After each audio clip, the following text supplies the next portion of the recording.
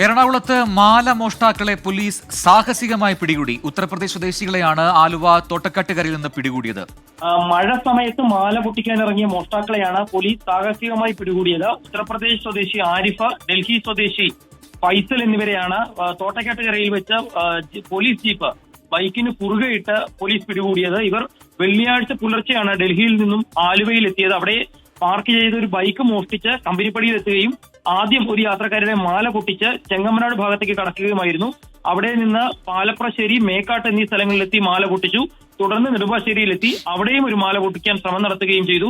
ഇതോടെയാണ് വിവരമറിഞ്ഞ പോലീസ് സംഘം ജില്ലയിലാകെ തിരച്ചിൽ ആരംഭിച്ചത്. CCTV ദൃശ്യങ്ങൾ പരിശോധിച്ചാണ് പ്രതികളുടെ സാന്നിധ്യം പോലീസ് തിരിച്ചറിയുകയും പോലീസ് ഇവരെ പിടികൂടുകയും ചെയ്തത്. വളരെ സാഹസികമായി ജീപ്പ് കുറുകെയിട്ട് ഇവരെ പിടികൂടുകയായിരുന്നു. റോഡിലൂടെ ഒരു ചേസ് തന്നെയാണ് പോലീസ് നടത്തിയത്.